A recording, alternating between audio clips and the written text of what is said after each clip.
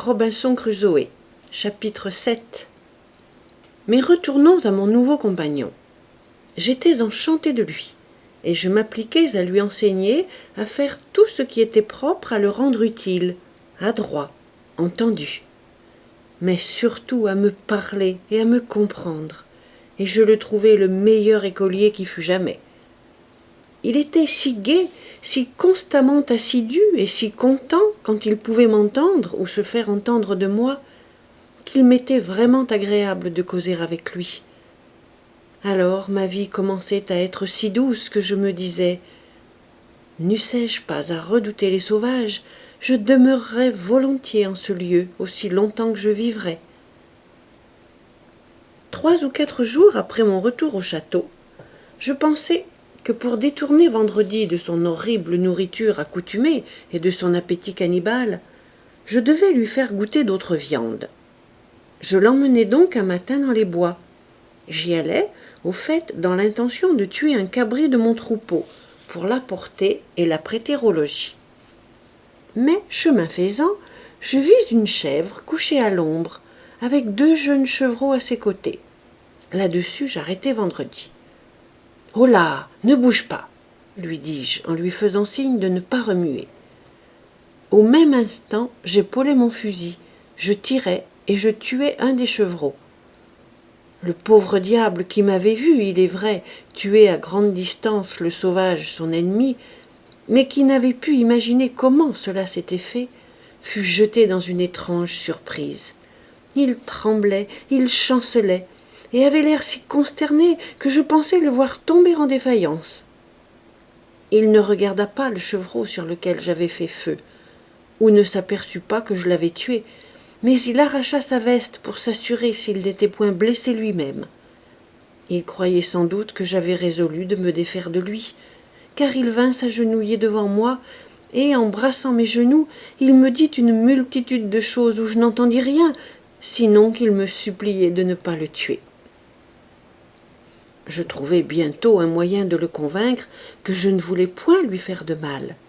Je le pris par la main et le relevai en souriant, et lui montrant du doigt le chevreau que j'avais atteint, je lui fis signe de l'aller quérir. Il obéit. Tandis qu'il s'émerveillait et cherchait à voir comment cet animal avait été tué, je rechargeai mon fusil. Et au même instant, j'aperçus, perché sur un arbre à portée de mousquet, un grand oiseau semblable à un faucon. Afin que Vendredi comprît un peu ce que j'allais faire, je le rappelai vers moi en lui montrant l'oiseau. C'était de fait un perroquet, bien que je l'eusse pris pour un faucon. Je lui désignai donc le perroquet, puis mon fusil, puis la terre au-dessous du perroquet, pour lui indiquer que je voulais l'abattre et lui donner à entendre que je voulais tirer sur cet oiseau et le tuer. En conséquence, je fis feu.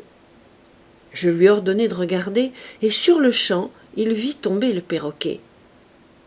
Nonobstant tout ce que je lui avais dit, il demeura encore là comme un effaré.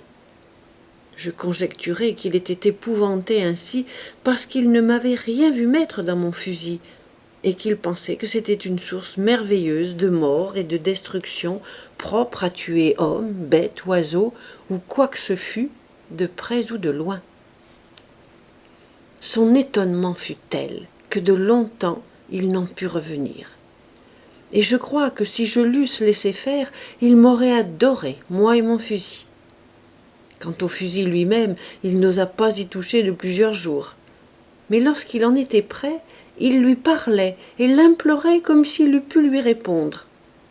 C'était, je l'appris par la suite, pour le prier de ne pas le tuer. Lorsque sa frayeur se fut un peu dissipée, je lui fis signe de courir chercher l'oiseau que j'avais frappé, ce qu'il fit. Mais il fut assez longtemps absent, car le perroquet, n'étant pas tout à fait mort, s'était traîné à une grande distance de l'endroit où je l'avais abattu. Toutefois il le trouva, le ramassa et vint me l'apporter. Comme je m'étais aperçu de son ignorance à l'égard de mon fusil, je profitai de son éloignement pour le recharger sans qu'il pût me voir, afin d'être tout prêt s'il se présentait une autre occasion. Mais plus rien ne s'offrit alors. J'apportai donc le chevreau à la maison, et le même soir je l'écorchai et je le dépeçai de mon mieux. Comme j'avais un vase convenable, j'en mis bouillir ou consommer quelques morceaux, et je fis un excellent bouillon. Après que j'eus tâté de cette viande, j'en donnai à mon serviteur, qui en parut très content et trouva cela fort de son goût. Mais ce qui le surprit beaucoup, ce fut de me voir manger du sel avec la viande. Il me fit signe que le sel n'était pas bon à manger, et, en ayant mis un peu dans sa bouche, son cœur sembla se soulever. Il le cracha et le recracha, puis se rinça la bouche avec de l'eau fraîche. À mon tour, je pris une bouchée de viande sans sel, et je me mis à cracher et à crachoter aussi vite qu'il avait fait. Mais cela ne le décida point, et il ne se soucia jamais de saler sa viande ou son bouillon, si ce n'est que fort longtemps après, et encore ce ne fut que très peu.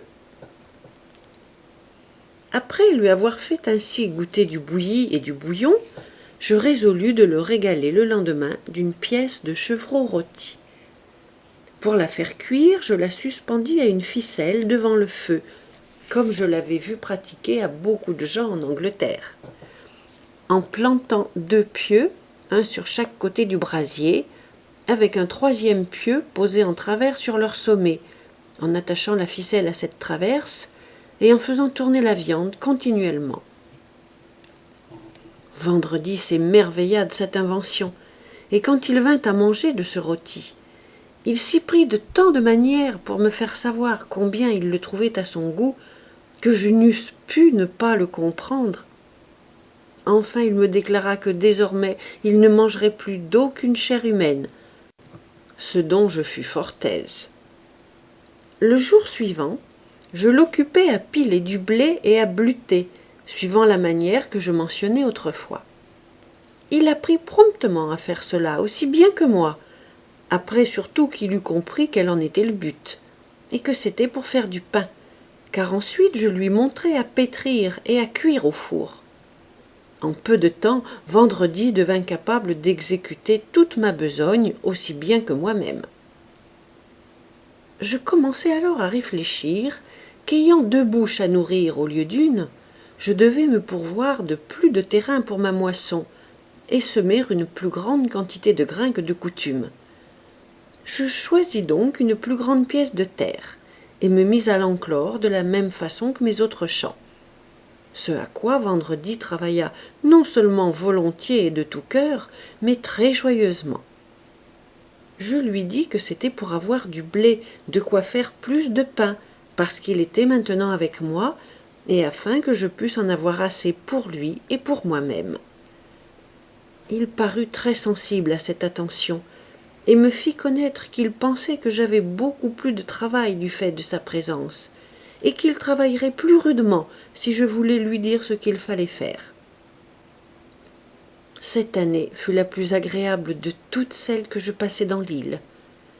Vendredi commençait à parler assez bien et à entendre le nom de presque toutes les choses que j'avais occasion de nommer, et de tous les lieux où j'avais à l'envoyer. Il jasait beaucoup, de sorte qu'en peu de temps je recouvrai l'usage de ma langue, qui auparavant m'était fort peu utile, du moins quant à la parole. Outre le plaisir que je puisais dans sa conversation, j'avais à me louer de lui-même tout particulièrement. Sa simple et naïve candeur m'apparaissait de plus en plus chaque jour. Je commençais réellement à aimer cette créature, qui, de son côté, je crois, m'aimait plus que tout ce qu'il lui avait été possible d'aimer jusque-là. Un jour, j'eus envie de savoir s'il n'avait pas quelque penchant à retourner dans sa patrie. Et, comme je lui avais si bien appris l'anglais qu'il pouvait répondre à la plupart de mes questions, je lui demandai si la nation à laquelle il appartenait ne vainquait jamais dans les batailles. À cela, il se mit à sourire et me dit « Oui, oui, nous toujours se battre le meilleur. » Il voulait dire « Nous avons toujours l'avantage dans le combat. » Et ainsi nous commençâmes l'entretien suivant. « Vous toujours se battre le meilleur. D'où vient alors, Vendredi, que tu as été fait prisonnier ?» Vendredi. Ma nation battre beaucoup pour tout cela. Le maître. Comment battre? Si ta nation les a battus, comment se fait-il que tu aies été pris? Vendredi. Eux, plus que ma nation dans la place où moi étais.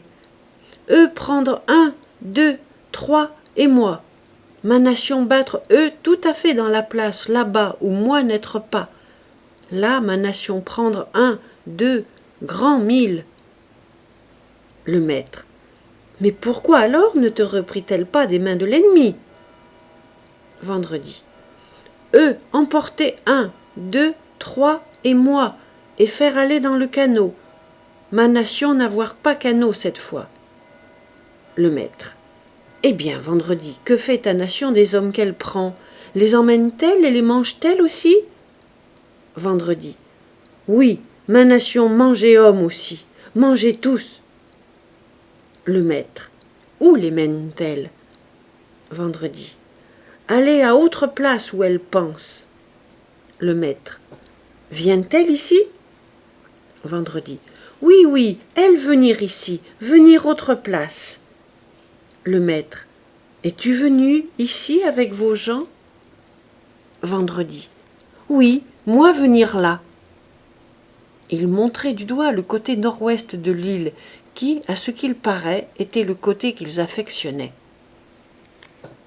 Par là, je compris que mon serviteur Vendredi avait été jadis du nombre des sauvages qui avaient coutume de venir au rivage, dans la partie la plus éloignée de l'île, pour manger de la chair humaine qu'ils y apportaient.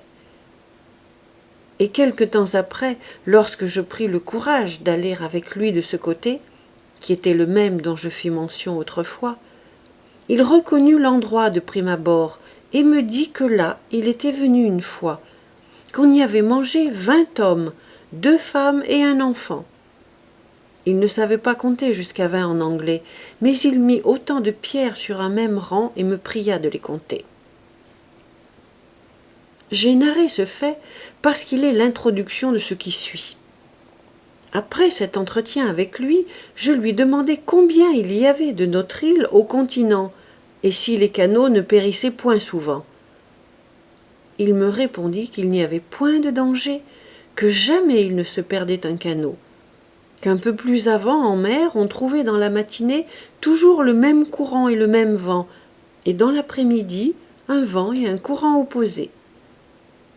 Je m'imaginais d'abord que ce n'était autre chose que les mouvements de la marée, le jusant et le flot.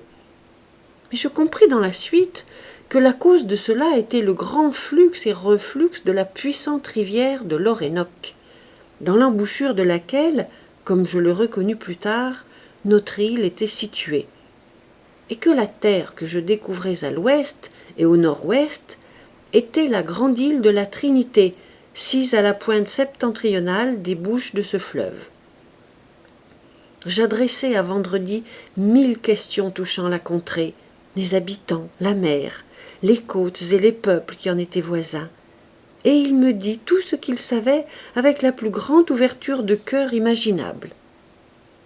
Je lui demandai aussi les noms de ces différentes nations, mais je ne pus obtenir pour toute réponse que « Caribes », d'où je déduisis aisément que c'étaient les Caraïbes, que nos cartes placent dans cette partie de l'Amérique qui s'étend de l'embouchure du fleuve de l'Orénoque vers la Guyane et jusqu'à Sainte-Marthe. Il me raconta que bien loin par-delà la lune, il voulait dire par-delà le couchant de la lune, ce qui doit être à l'ouest de leur contrée, il y avait, me montrant du doigt ma grande moustache, dont autrefois je fis mention, des hommes blancs et barbus comme moi, et qu'ils avaient tué beaucoup hommes, ce fut son expression. Je compris qu'il désignait par là les Espagnols, dont les cruautés en Amérique se sont étendues sur tous ces pays, cruautés dont chaque nation garde un souvenir qui se transmet de père en fils. Je lui demandai encore s'il savait comment je pourrais aller de mon île jusqu'à ces hommes blancs.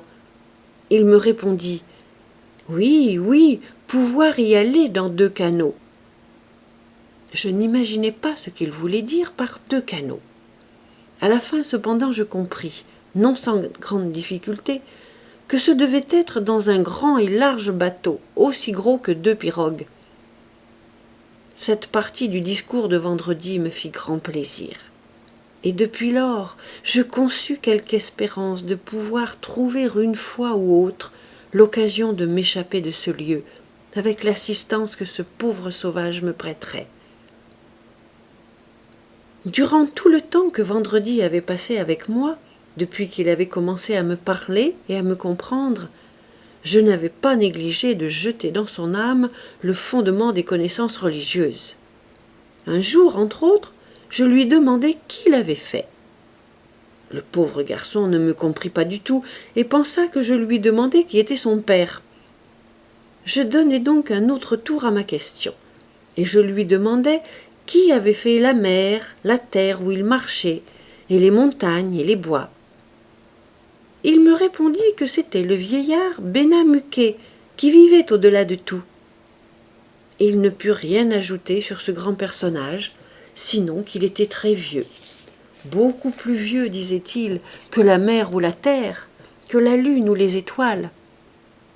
Je lui demandai alors si ce vieux personnage avait fait toute chose, pourquoi toute chose ne l'adorait pas. Il devint très sérieux, et avec un air parfait d'innocence, il me répartit. Toute chose lui dit « Oh !» Mais, repris-je, les gens qui meurent dans ce pays s'en vont-ils quelque part? Oui, répliqua-t-il, eux tous allaient vers Benamuké. Enfin, je lui demandai si ceux qu'on mange y vont de même, et il répondit « Oui ». Je pris de là l'occasion de l'instruire dans la connaissance du vrai Dieu.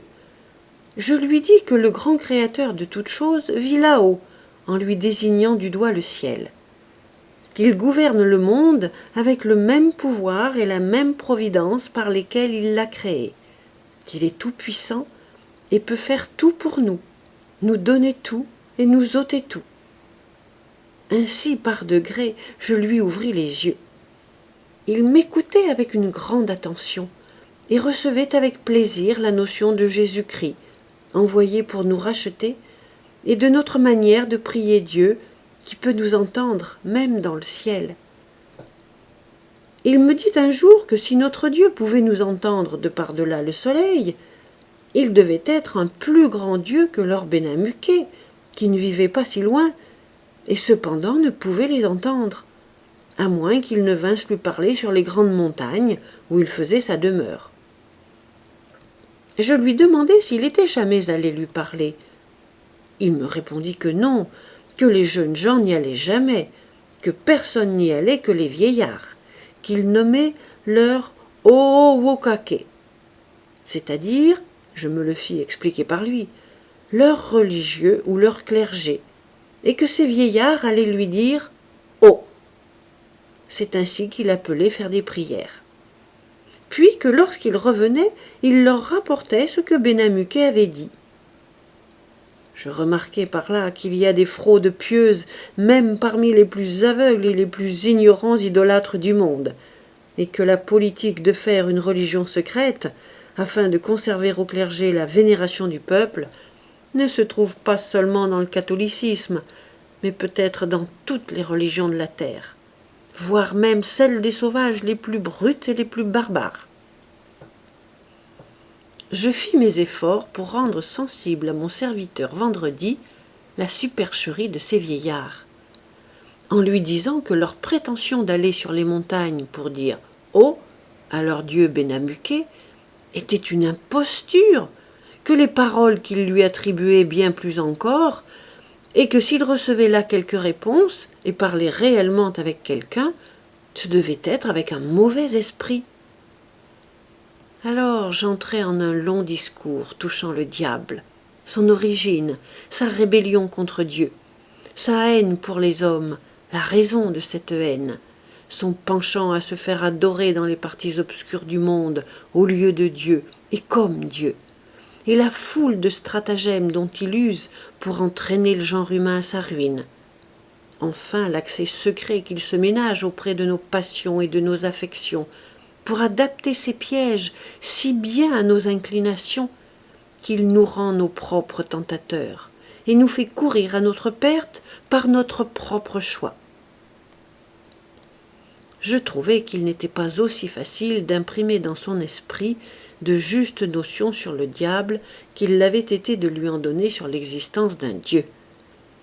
La nature appuyait tous mes arguments pour lui démontrer même la nécessité d'une grande cause première, d'un suprême pouvoir dominateur, d'une secrète providence directrice, et l'équité et la justice du tribut d'hommage que nous devons lui payer.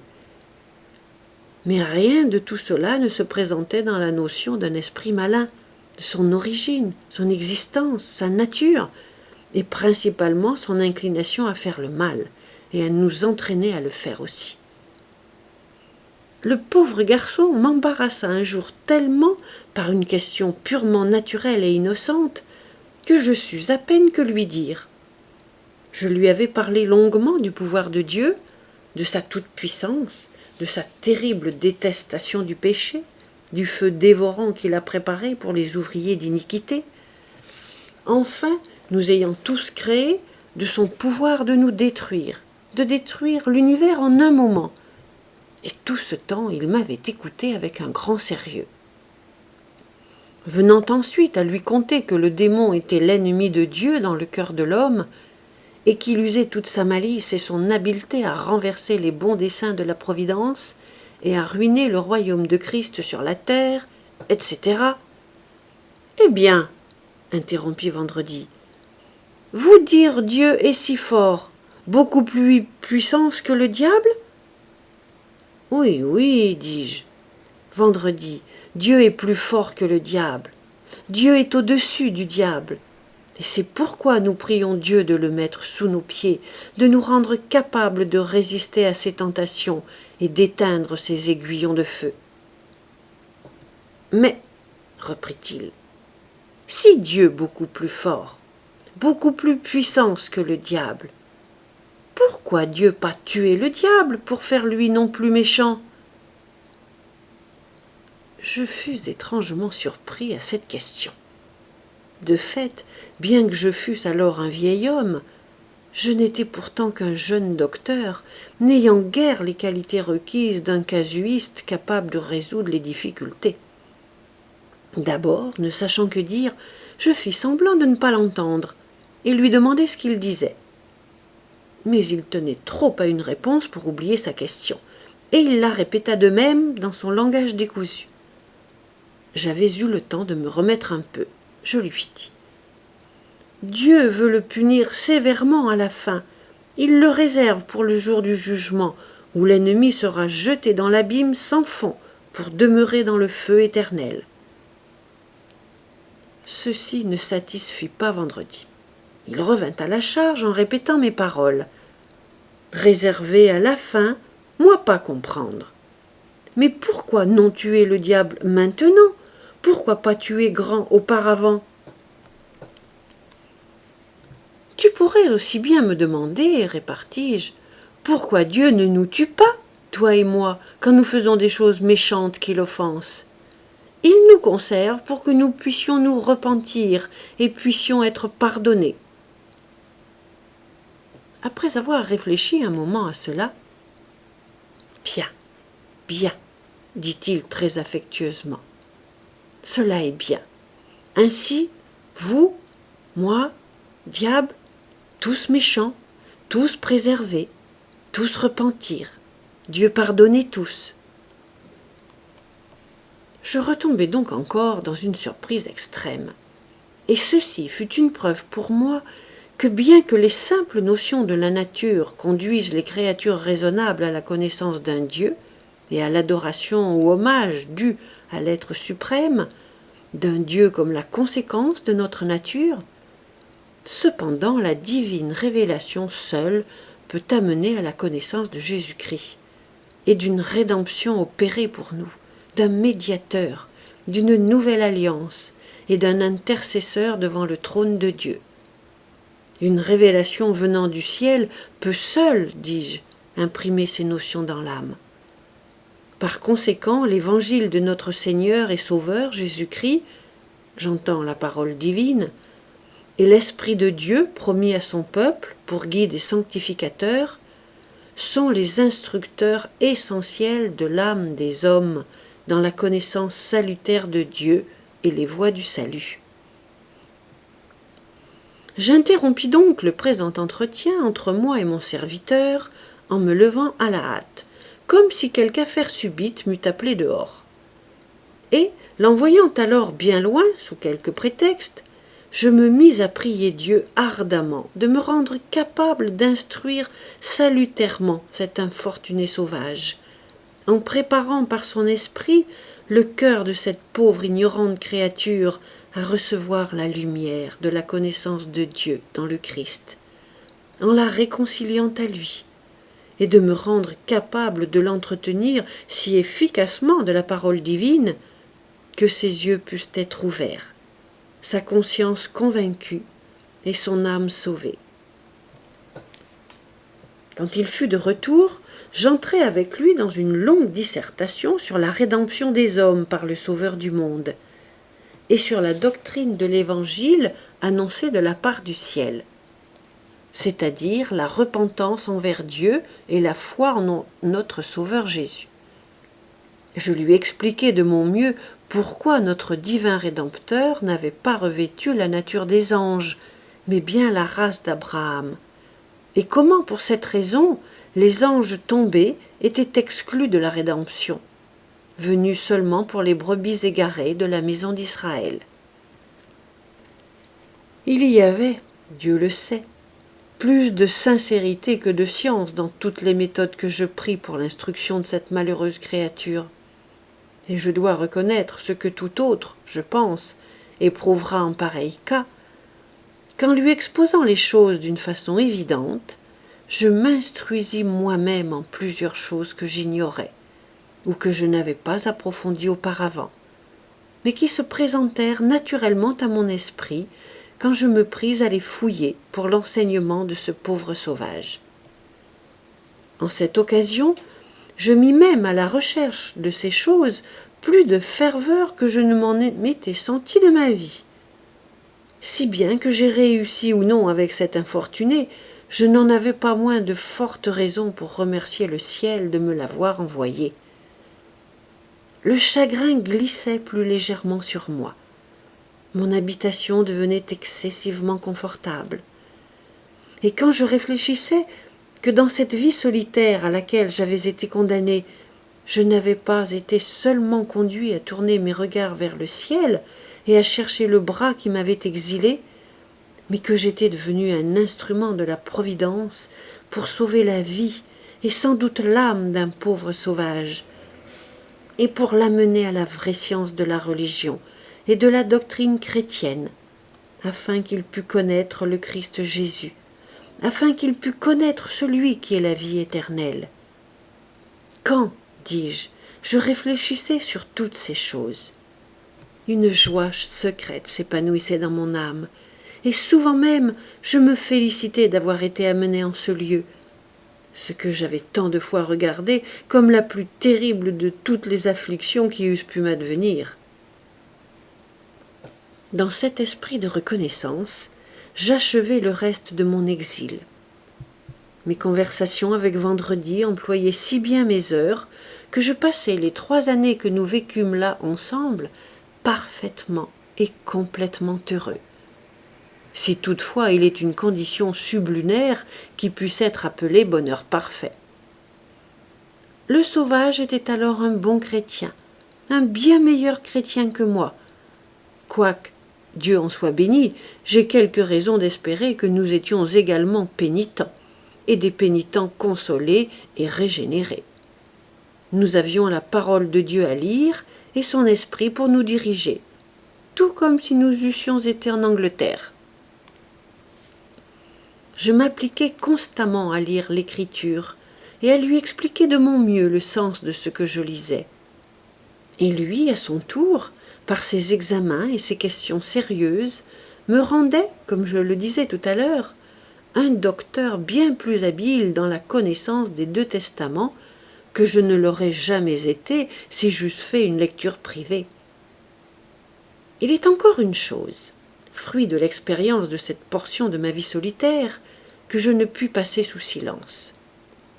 Oui, c'est un bonheur infini et inexprimable que la connaissance de Dieu et la doctrine du salut par Jésus-Christ soient si clairement exposées dans les testaments, et qu'elles soient si faciles à être reçues et entendues, que leur simple lecture pût me donner assez le sentiment de mon devoir pour me porter directement au grand œuvre de la repentance sincère de mes péchés, et pour me porter, en m'attachant à un Sauveur, source de vie et de salut, à pratiquer une réforme et à me soumettre à tous les commandements de Dieu, et cela sans aucun maître ou précepteur, j'entends humain.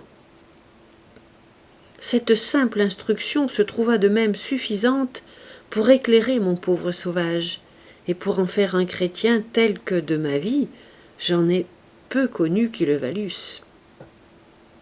Quant aux disputes, aux controverses, aux pointilleries, aux contestations qui furent soulevées dans le monde touchant la religion, soit subtilité de doctrine, soit projet de gouvernement ecclésiastique, elles étaient pour nous tout à fait chose vaine, comme, autant que j'en puis juger, elles l'ont été pour le reste du genre humain.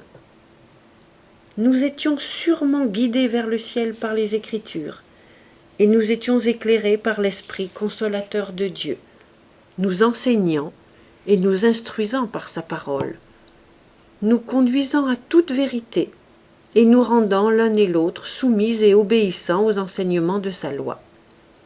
Je ne vois pas que nous aurions pu faire le moindre usage de la connaissance la plus approfondie des points disputés en religion, qui répandirent tant de troubles sur la terre, quand bien même nous eussions pu y parvenir. Mais il me faut reprendre le fil de mon histoire et suivre chaque chose dans son ordre. Après que Vendredi et moi eûmes fait une plus intime connaissance, lorsqu'il put comprendre presque tout ce que je lui disais et parler couramment, quoiqu'en mauvais anglais, je lui fis le récit de mes aventures, ou de celles qui se rattachaient à ma venue dans l'île, comment j'y avais vécu et depuis combien de temps. Je l'initiai au mystère, car c'en était un pour lui, de la poudre et des balles, et je lui appris à tirer. Je lui donnai un couteau, ce qui lui fit un plaisir extrême, et je lui ajustai un ceinturon avec un fourreau suspendu, semblable à ceux où l'on porte en Angleterre les couteaux de chasse. Mais dans la gaine, au lieu de coutelas, je mis une hachette, qui non seulement était une bonne arme en quelques occasions, mais une arme beaucoup plus utile dans une foule d'autres. Je lui fis une description des contrées de l'Europe, et particulièrement de l'Angleterre, ma patrie. Je lui contai comment nous vivions, comment nous adorions Dieu, comment nous nous conduisions les uns envers les autres, et comment, dans des vaisseaux, nous trafiquions avec toutes les parties du monde. Je lui donnai une idée du bâtiment naufragé à bord duquel j'étais allé, et lui montrai d'aussi près que je pus la place où il avait échoué. Mais depuis longtemps il avait été mis en pièces et avait entièrement disparu. Je lui montrai aussi les débris de notre chaloupe, que nous perdîmes quand nous nous sauvâmes de notre bord, et qu'avec tous mes efforts je n'avais jamais pu remuer. Mais elle était alors presque entièrement délabrée. En apercevant cette embarcation, Vendredi demeura fort longtemps pensif et sans proférer un seul mot. Je lui demandai ce à quoi il songeait. Enfin il me dit « Moi, voir pareil bateau ainsi venir au lieu à ma nation. » Je fus longtemps sans deviner ce que cela signifiait. Mais à la fin, en y réfléchissant bien, je compris qu'une chaloupe pareille avait dérivé sur le rivage qu'il habitait, c'est-à-dire, comme il me l'expliqua, y avait été entraîné par une tempête. Aussitôt j'imaginai que quelque vaisseau européen devait avoir fait naufrage sur cette côte, et que sa chaloupe, s'étant sans doute détachée, avait été jetée à terre. Mais je fus si stupide que je ne songeai pas une seule fois à des hommes s'échappant d'un naufrage, et ne m'informait pas d'où ces embarcations pouvaient venir. Tout ce que je demandai, ce fut la description de ce bateau.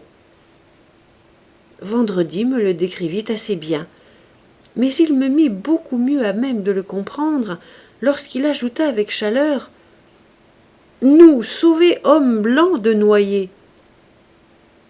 Il y avait donc, lui dis-je, des hommes blancs dans le bateau ? Oui, répondit-il, le bateau plein d'hommes blancs. Je le questionnai sur leur nombre, il compta sur ses doigts jusqu'à 17. Mais, repris-je alors, que sont-ils devenus ? Ils vivent, ils demeurent chez ma nation. Ce récit me mit en tête de nouvelles pensées. J'imaginai aussitôt que ce pouvaient être les hommes appartenant au vaisseau échoué en vue de mon île, comme je l'appelais alors.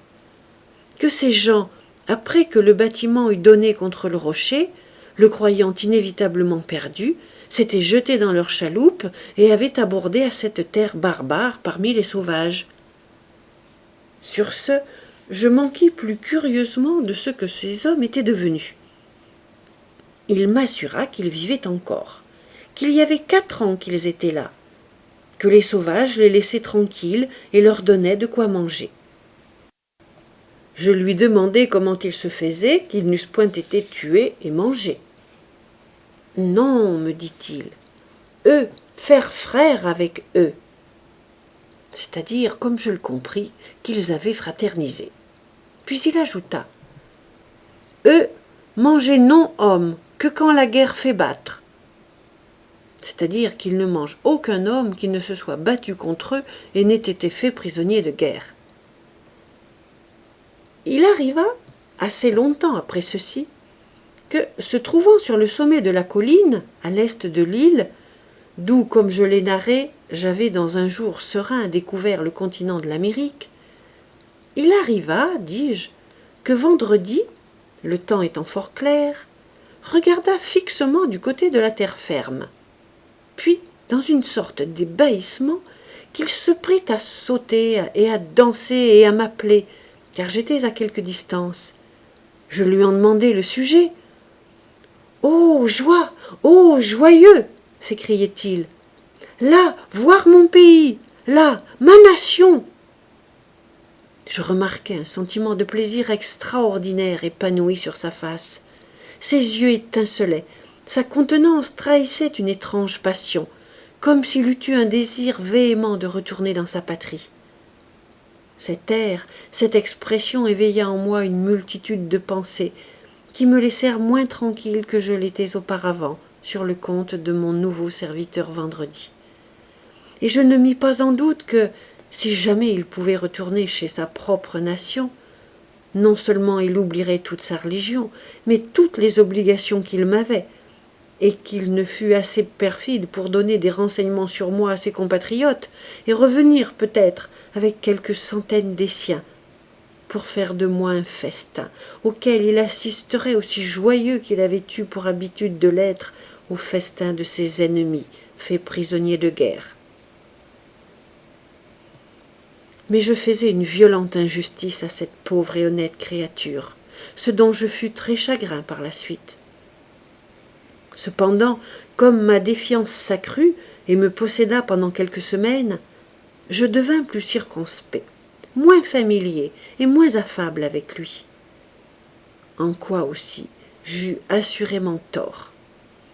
L'honnête et agréable garçon n'avait pas une seule pensée qui ne découlât des meilleurs principes, tout à la fois comme un chrétien religieux et comme un ami reconnaissant, ainsi que plus tard je m'en convainquis à ma grande satisfaction. Tant que durèrent mes soupçons, on peut bien être sûr que chaque jour je le sondais pour voir si je ne découvrirais pas quelques-unes des nouvelles idées que je lui supposais. Mais je trouvais dans tout ce qu'il disait tant de candeur et d'honnêteté que je ne pus nourrir longtemps ma défiance, et que, mettant de côté toute inquiétude, je m'abandonnai de nouveau entièrement à lui. Il ne s'était seulement pas aperçu de mon trouble, c'est pourquoi je ne saurais le soupçonner de fourberie. Un jour que je me promenais sur la même colline et que le temps était brumeux en mer, de sorte qu'on ne pouvait apercevoir le continent, j'appelai Vendredi et lui dis « Ne désirerais-tu pas retourner dans ton pays, chez ta propre nation ?»« Oui, dit-il, moi être beaucoup joyeux d'être dans ma propre nation. »« Qu'y ferais-tu » repris-je. « Voudrais-tu redevenir barbare, manger de la chair humaine et retomber dans l'état sauvage où tu étais auparavant ?» Il prit un air chagrin et, secouant la tête, il répondit « Non, non, Vendredi leur comptait vivre bon, leur comptait prier Dieu, leur comptait manger pain de blé, chair de troupeau, lait. Non, plus manger homme. Alors ils te tueront. » À ce mot, il devint sérieux et répliqua « Non, eux pas tuer moi. Eux volontiers aimaient apprendre. » Il entendait par là qu'ils étaient très portés à s'instruire. Puis il ajouta qu'ils avaient appris beaucoup de choses des hommes barbus qui étaient venus dans le bateau. Je lui demandai alors s'il voudrait s'en retourner. Il sourit à cette question et me dit qu'il ne pourrait pas nager si loin. Je lui promis de lui faire un canot. Il me dit alors qu'il irait si j'allais avec lui. « Aller avec toi » m'écriai-je. « Mais ils me mangeront si j'y vais. »« Non, non. Moi faire eux, non mangez-vous. Moi faire eux, beaucoup aimez-vous. » Il entendait par là qu'il leur raconterait comment j'avais tué ses ennemis et sauvé sa vie, et qu'il me gagnerait ainsi leur affection. Alors il me narra de son mieux combien ils avaient été bons envers les 17 hommes blancs ou barbus, comme il les appelait, qui avaient abordé à leur rivage dans la détresse. Dès ce moment, je l'avoue, je conçus l'envie de m'aventurer en mer, pour tenter, s'il m'était possible, de joindre ces hommes barbus, qui devaient être, selon moi, des Espagnols ou des Portugais, ne doutant pas, si je réussissais, qu'étant sur le continent et en nombreuse compagnie, je ne pusse trouver quelque moyen de m'échapper de là plutôt que d'une île éloignée de 40 milles de la côte, et où j'étais seul et sans secours. Quelques jours après, je sondai de nouveau Vendredi, par manière de conversation, et je lui dis que je voulais lui donner un bateau pour retourner chez sa nation. Je le menai par conséquent vers ma petite frégate, amarrée de l'autre côté de l'île. Puis, l'ayant vidée, car je la tenais toujours enfoncée sous l'eau, je la mis à flot, je la lui fis voir, et nous y entrâmes tous les deux. Je vis que c'était un compagnon fort adroit à la manœuvre. Il la faisait courir aussi rapidement et plus habilement que je ne l'eusse pu faire. Tandis que nous voguions, je lui dis « Eh bien, maintenant, Vendredi, irons-nous chez ta nation ?» À ces mots, il resta tout stupéfait, sans doute parce que cette embarcation lui paraissait trop petite pour aller si loin. Je lui dis alors que j'en avais une plus grande.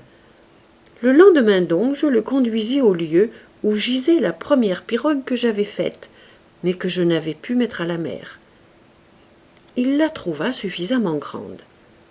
Mais comme je n'en avais pris aucun soin, qu'elle était couchée là depuis 22 ou 23 ans, et que le soleil l'avait fendue et séchée, elle était pourrie en quelque sorte.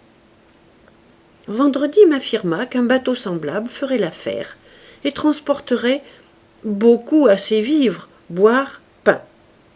C'était là sa manière de parler. En somme, je fus alors si affermi dans ma résolution de gagner avec lui le continent que je lui dis qu'il fallait nous mettre à en faire une de cette grandeur-là pour qu'il pût en retourner chez lui. Il ne répliqua pas un mot, mais il devint sérieux et triste. Je lui demandai ce qu'il avait. Il me répondit ainsi. « Pourquoi vous colère avec Vendredi? Quoi moi fait ?» Je le priai de s'expliquer et lui protestai que je n'étais point du tout en colère. Pas colère, pas colère, reprit-il en répétant ces mots plusieurs fois. Pourquoi envoyer vendredi loin chez ma nation? Pourquoi? Mais ne m'as-tu pas dit que tu souhaitais y retourner? Oui, oui, s'écria-t-il. Souhaiter être tous deux là, vendredi là et pas m'être là. En un mot, il ne pouvait se faire à l'idée de partir sans moi. Moi, aller avec toi vendredi, m'écriai-je. Mais que ferais-je là? Il me répliqua très vivement là-dessus. Vous faire grande quantité beaucoup bien, vous apprendre sauvage homme, être homme bon, homme sage, homme apprivoisé, vous leur enseigner connaître Dieu, prier Dieu et vivre nouvelle vie. Hélas, vendredi, répondis-je, tu ne sais ce que tu dis, je ne suis moi-même qu'un ignorant. Oui, oui, reprit-il, vous enseignez-moi bien, vous enseignez eux bien. Non, non, vendredi, te dis-je, tu partiras sans moi. Laisse-moi vivre ici tout seul, comme autrefois. À ces paroles, il retomba dans le trouble. Et, courant à une des hachettes qu'il avait coutume de porter, il s'en saisit à la hâte et me la donna. Que faut-il que j'en fasse? Lui dis-je. Vous prendre, vous tuer vendredi. Moi? Te tuer? Et pourquoi? Pourquoi? Répliqua-t-il prestement. Vous envoyer vendredi loin. Prendre, tuer vendredi, pas renvoyer vendredi loin. Il prononça ces paroles avec tant de componction que je vis ses yeux se mouiller de larmes. En un mot, je découvris clairement en lui une si profonde affection pour moi et une si ferme résolution que je lui dis alors, et souvent depuis, que je ne l'éloignerai jamais tant qu'il voudrait rester avec moi. Somme toute, de même que par tous ses discours je découvris en lui une affection si solide pour moi que rien ne pourrait l'en séparer.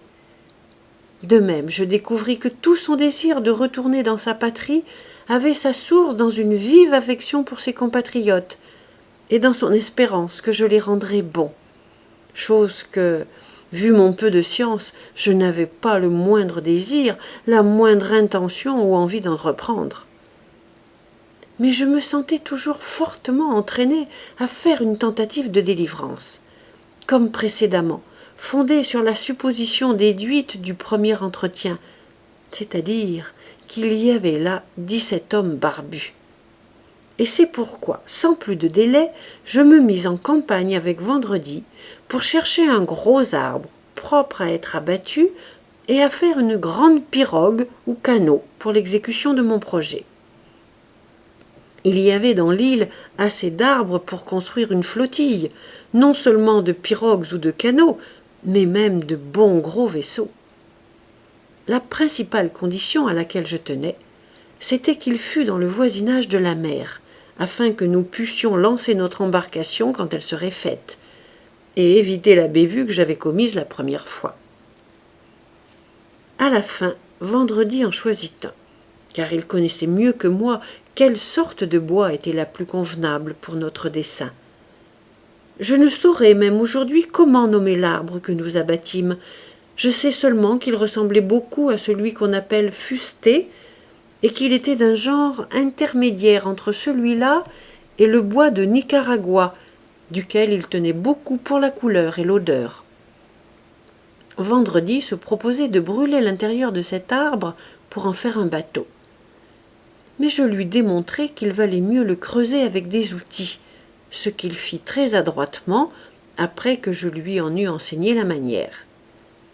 Au bout d'un mois de rude travail, nous achevâmes notre pirogue, qui se trouva fort élégante, surtout lorsque, avec nos haches, que je lui avais appris à manier, nous eûmes façonné et avivé son extérieur en forme d'esquif. Après ceci, toutefois, elle nous coûta encore près d'une quinzaine de jours pour l'amener jusqu'à l'eau, en quelque sorte pouce à pouce, au moyen de grands rouleaux de bois. Elle aurait pu porter 20 hommes très aisément. Lorsqu'elle fut mise à flot, je fus émerveillé de voir, malgré sa grandeur, avec quelle dextérité et quelle rapidité mon serviteur Vendredi savait la manier, la faire virer et avancer à la pagaie.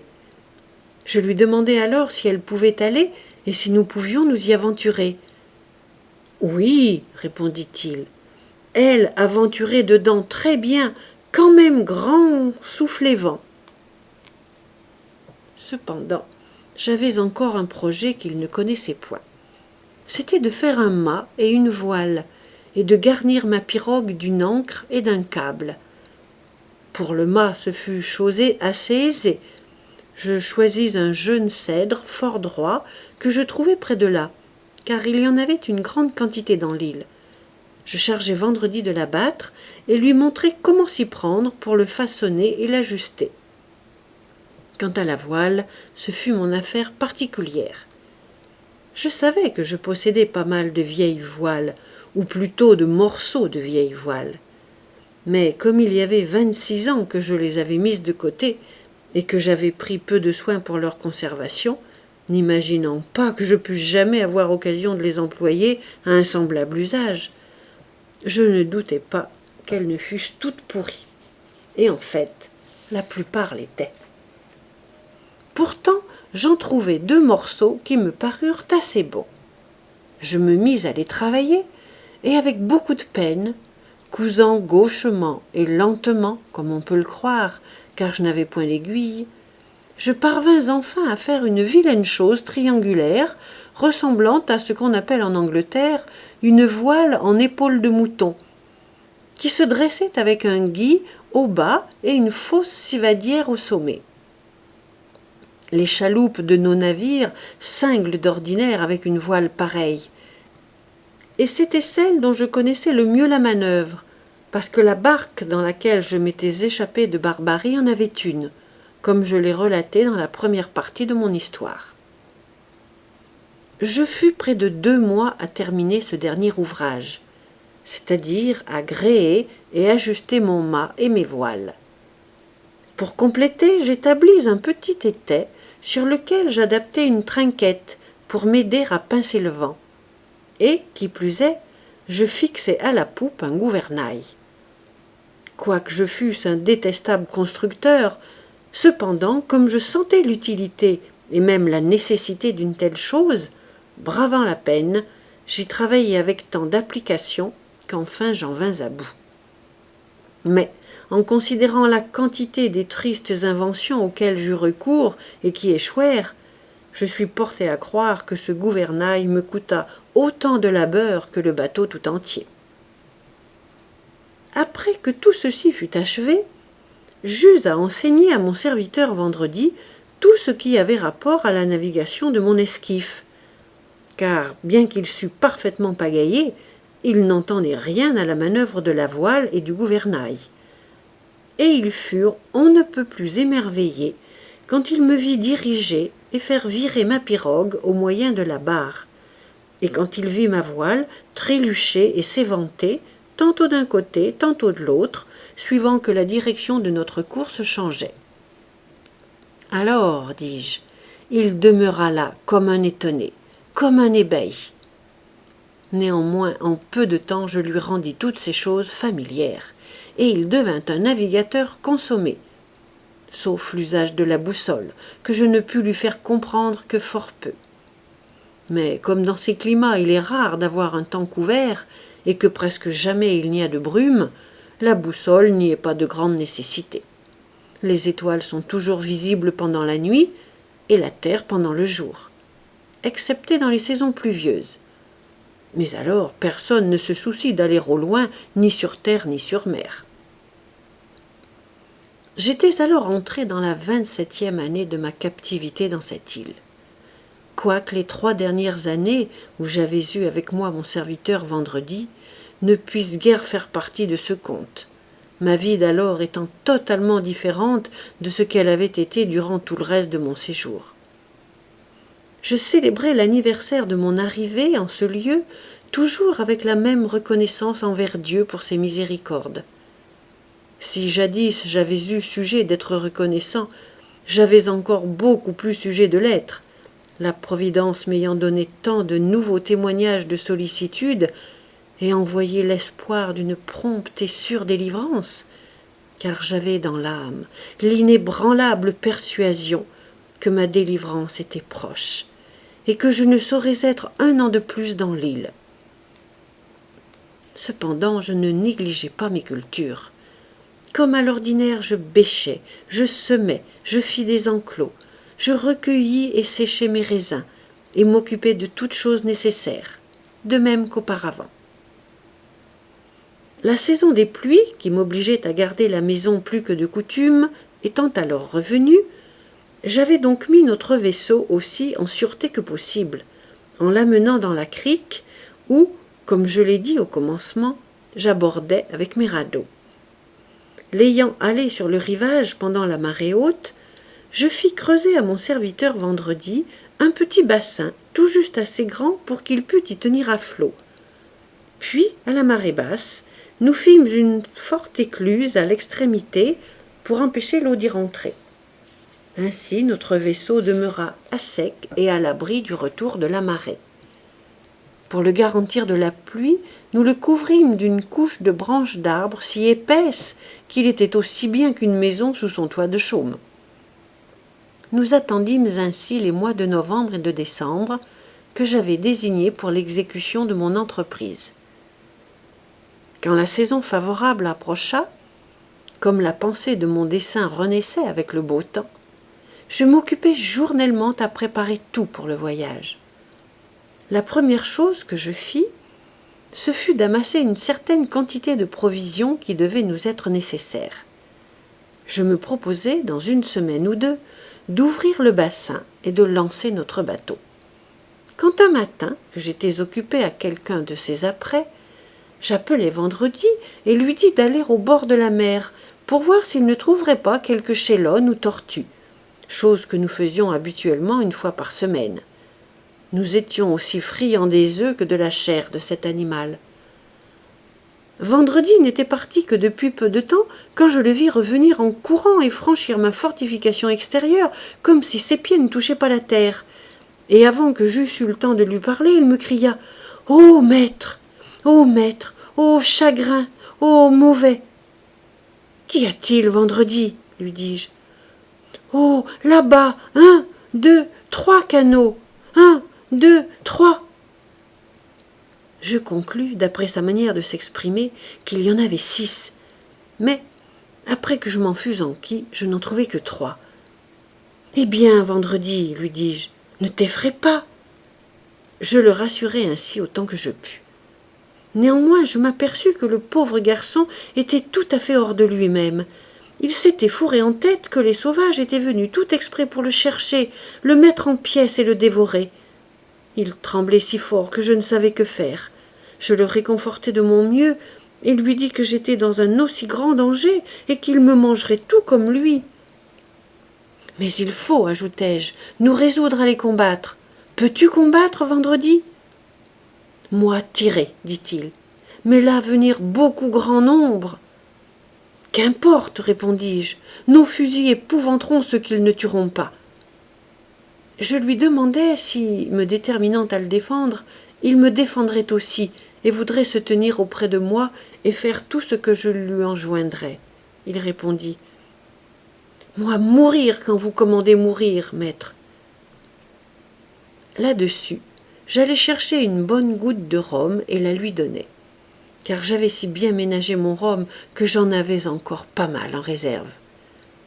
Quand il eut bu, je lui fis prendre les 2 fusils de chasse que nous portions toujours, et je les chargeai de chevrotines aussi grosses que des petites balles de pistolet.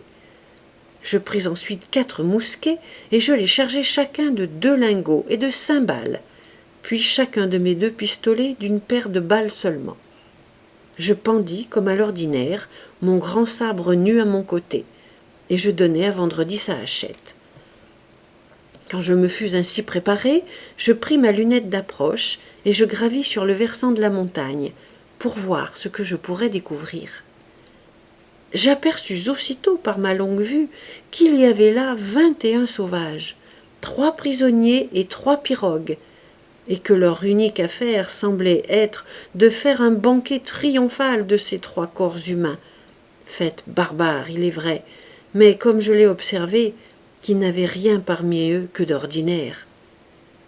Je remarquai aussi qu'ils étaient débarqués non dans le même endroit d'où Vendredi s'était échappé, mais plus près de ma crique, où le rivage était bas et où un bois épais s'étendait presque jusqu'à la mer.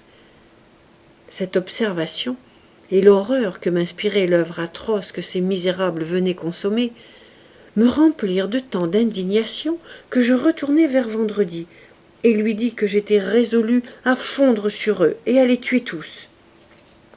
Puis je lui demandai s'il voulait combattre à mes côtés. Sa frayeur étant dissipée et ses esprits étant un peu animés par le rhum que je lui avais donné, il me parut plein de courage et répéta comme auparavant qu'il mourrait quand je lui ordonnerais de mourir. Dans cet accès de fureur, je pris et répartis entre nous les armes que je venais de charger. Je donnai à Vendredi un pistolet pour mettre à sa ceinture et 3 mousquets pour porter sur l'épaule. Je pris moi-même un pistolet et les 3 autres mousquets. Et dans cet équipage, nous nous mîmes en marche. J'avais en outre garni ma poche d'une petite bouteille de rhum et chargé Vendredi d'un grand sac de poudre et de balles. Quant à la consigne, je lui enjoignis de se tenir sur mes pas, de ne point bouger, de ne point tirer, de ne faire aucune chose que je ne lui eusse commandée, et en même temps de ne pas souffler mot. Je fis alors à ma droite un circuit de près d'1 mille, pour éviter la crique et gagner le bois, afin de pouvoir arriver à portée de fusil des sauvages avant qu'ils me découvrissent, ce que, par ma longue vue, j'avais reconnu chose facile à faire. Pendant cette marche, mes premières idées se réveillèrent et commencèrent à ébranler ma résolution. Je ne veux pas dire que j'eusse aucune peur de leur nombre. Comme ils n'étaient que des misérables nus et sans armes, il est certain que je leur étais supérieur, et quand bien même j'aurais été seul. Mais quel motif, me disais-je, quelle circonstance, quelle nécessité m'oblige à tremper mes mains dans le sang, à attaquer des hommes qui ne m'ont jamais fait aucun tort et qui n'ont nulle intention de m'en faire, des hommes innocents à mon égard. Leur coutume barbare est leur propre malheur. C'est la preuve que Dieu les a abandonnés aussi bien que les autres nations de cette partie du monde à leur stupidité, à leur inhumanité, mais non pas qu'il m'appelle à être le juge de leurs actions, encore moins l'exécuteur de sa justice. Quand il le trouvera bon, il prendra leur cause dans ses mains, et par un châtiment national, il les punira pour leur crime national. Mais cela n'est point mon affaire. Vendredi, il est vrai, peut justifier cette action. Il est leur ennemi. Il est en état de guerre avec ces mêmes hommes. C'est loyal à lui de les attaquer. Mais je n'en puis dire autant quant à moi. Ces pensées firent une impression si forte sur mon esprit que je résolus de me placer seulement près d'eux pour observer leurs fêtes barbares, d'agir alors suivant que le ciel m'inspirerait, mais de ne point m'entremettre, à moins que quelque chose ne se présentât qui fût pour moi une injonction formelle. Plein de cette résolution, j'entrai dans le bois, et avec toute la précaution et le silence possible, ayant Vendredi sur mes talons, je marchais jusqu'à ce que j'eusse atteint la lisière du côté le plus proche des sauvages. Une pointe de bois restait seulement entre eux et moi. J'appelai doucement Vendredi, et, lui montrant un grand arbre qui était juste à l'angle du bois, je lui commandai d'y aller et de m'y apporter réponse, si de là il pouvait voir parfaitement ce qu'il faisait. Il obéit et revint immédiatement me dire que de ce lieu on les voyait très bien, qu'ils étaient tous autour d'un feu, mangeant la chair d'un de leurs prisonniers, et qu'à peu de distance de là il y avait un autre gisant, garrotté sur le sable, qu'ils allaient tuer bientôt, affirmait-il, ce qui embrasa mon âme de colère. Il ajouta que ce n'était pas un prisonnier de leur nation, mais un des hommes barbus dont il m'avait parlé et qui était venu dans leur pays sur un bateau. Au seul mot d'un homme blanc et barbu, je fus rempli d'horreur. J'allai à l'arbre, et je distinguai parfaitement avec ma longue vue un homme blanc, couché sur la grève de la mer, pieds et mains liés avec des glaïeuls ou quelque chose de semblable à des joncs. Je distinguai aussi qu'il était européen et qu'il avait des vêtements. Il y avait un autre arbre et au-delà un petit hallier plus près d'eux que la place où j'étais d'environ 50 verges. Je vis qu'en faisant un petit détour, je pourrais y parvenir sans être découvert, et qu'alors je n'en serais plus qu'à demi-portée de fusil. Je retins donc ma colère, quoique vraiment je fusse outré au plus haut degré, et rebroussant d'environ 20 pas, je marchai derrière quelques buissons qui couvraient tout le chemin, jusqu'à ce que je fusse arrivé vers l'autre arbre. Là, je gravis sur un petit tertre d'où ma vue plongeait librement sur les sauvages, à la distance de 80 verges environ. Il n'y avait pas alors un moment à perdre, car 19 de ces atroces misérables étaient assis à terre, tous pêle-mêle, et venaient justement d'envoyer 2 d'entre eux pour égorger le pauvre chrétien, et peut-être l'apporter membre à leur feu. Déjà même ils étaient baissés pour lui délier les pieds. Je me tournai vers Vendredi. « Maintenant, lui dis-je, fais ce que je te commanderai. » Il me le promit. « Alors, Vendredi, repris-je, fais exactement ce que tu me verras faire, sans y manquer en rien. » Je posai à terre un des mousquets et mon fusil de chasse, et Vendredi m'imita. Puis avec mon autre mousquet, je couchai en joue les sauvages, en lui ordonnant de faire de même. « Es-tu prêt ?» lui dis-je alors. « Oui, » répondit-il. « Allons, feu sur tous !» Et au même instant, je tirai aussi. Vendredi avait tellement mieux visé que moi qu'il en tua 2 et en blessa 3, tandis que j'en tuai 1 et en blessai 2. Ce fut, soyez-en sûrs, une terrible consternation. Tous ceux qui n'étaient pas blessés se dressèrent subitement sur leurs pieds, mais ils ne savaient de quel côté fuir, quel chemin prendre, car ils ignoraient d'où leur venait la mort. Vendredi avait toujours les yeux attachés sur moi, afin, comme je le lui avais enjoint, de pouvoir suivre tous mes mouvements. Aussitôt après la première décharge, je jetai mon arme et pris le fusil de chasse, et Vendredi fit de même. J'armai et couchai en joue. Il arma et ajusta aussi. « Es-tu prêt, Vendredi ?» lui dis-je. « Oui, » répondit-il. « Feu donc, au nom de Dieu !» Et au même instant, nous tirâmes tous 2 sur ces misérables épouvantés. Comme nos armes n'étaient chargées que de ce que j'ai appelé chevrotines ou petites balles de pistolet, il n'en tomba que 2. Mais il y en eut tant de frappés que nous les vîmes courir çà et là tout couverts de sang, criant et hurlant comme des insensés, et cruellement blessés pour la plupart. Bientôt après, 3 autres encore tombèrent, mais non pas tout à fait morts. « Maintenant, Vendredi !» m'écriai-je en posant à terre les armes vides et en prenant le mousquet qui était encore chargé. « Suis-moi !» Ce qu'il fit avec beaucoup de courage. Là-dessus, je me précipitai hors du bois avec Vendredi sur mes talons, et je me découvris. Sitôt qu'ils m'eurent aperçu, je poussai un cri effroyable. J'enjoignis à Vendredi d'en faire autant. Et courant aussi vite que je pouvais, ce qui n'était guère, chargé d'armes comme je l'étais, j'allai droit à la pauvre victime qui gisait, comme je l'ai dit, sur la grève, entre la place du Festin et la mer. Les 2 bouchers qui allaient se mettre en besogne sur lui l'avaient abandonné de surprise à notre premier feu, et s'étaient enfuis, saisis d'épouvante, vers le rivage où ils s'étaient jetés dans un canot, ainsi que 3 de leurs compagnons. Je me tournai vers Vendredi et je lui ordonnai d'avancer et de tirer dessus. Il me comprit aussitôt. Et courant environ la longueur de 40 verges pour s'approcher d'eux, il fit feu. Je crus d'abord qu'il les avait tous tués, car ils tombèrent en tas dans le canot. Mais bientôt j'en vis 2 se relever.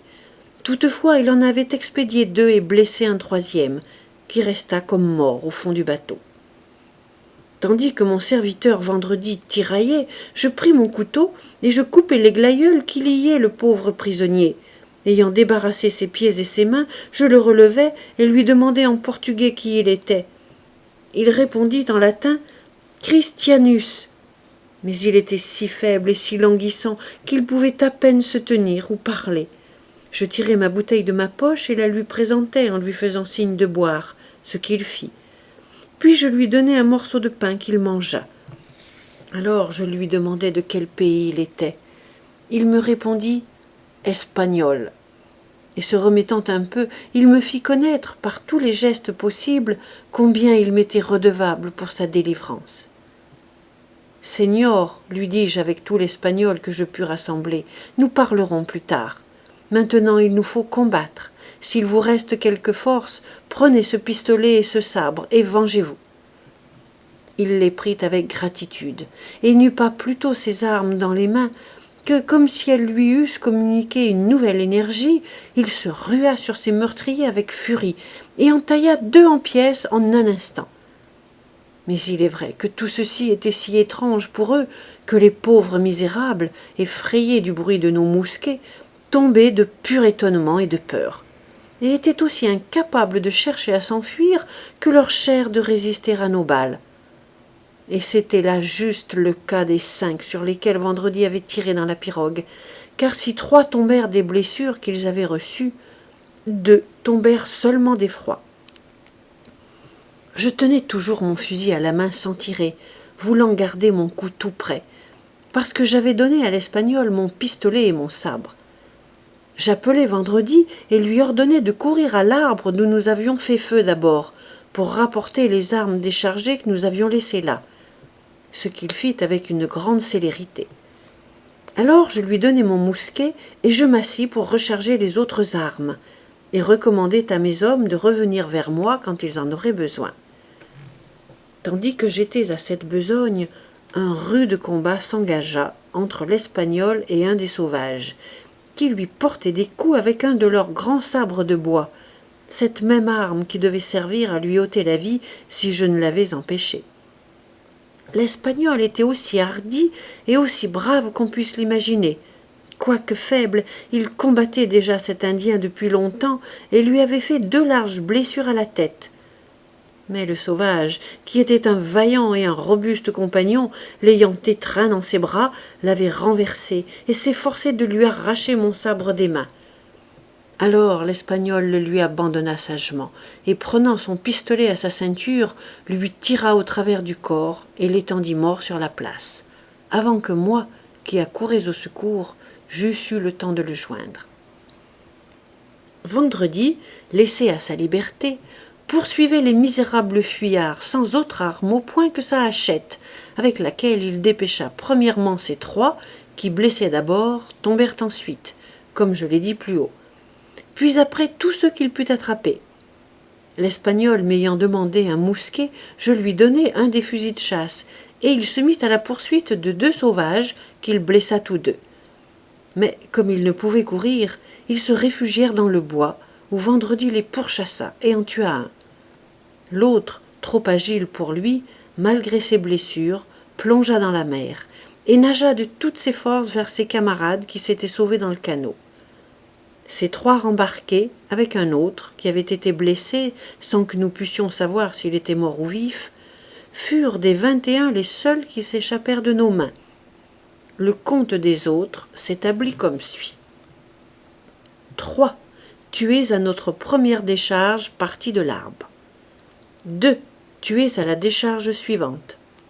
2 tués par Vendredi dans le bateau. 2 tués par le même de ceux qui avaient été blessés d'abord. 1 tué par le même dans les bois. 3 tués par l'Espagnol. 4 tués qui tombèrent çà et là de leurs blessures ou à qui Vendredi donna la chasse. 4 sauvés dans le canot, parmi lesquels un blessé, sinon mort. 21 en tout. Ceux qui étaient dans le canot manœuvrèrent rudement pour se mettre hors de la portée du fusil. Et quoique Vendredi leur tirât 2 ou 3 coups encore, je ne vis pas qu'il en eût blessé aucun. Ils désiraient vivement que je prisse une de leurs pirogues et que je les poursuivisse. Et en vérité, moi-même, j'étais très inquiet de leur fuite.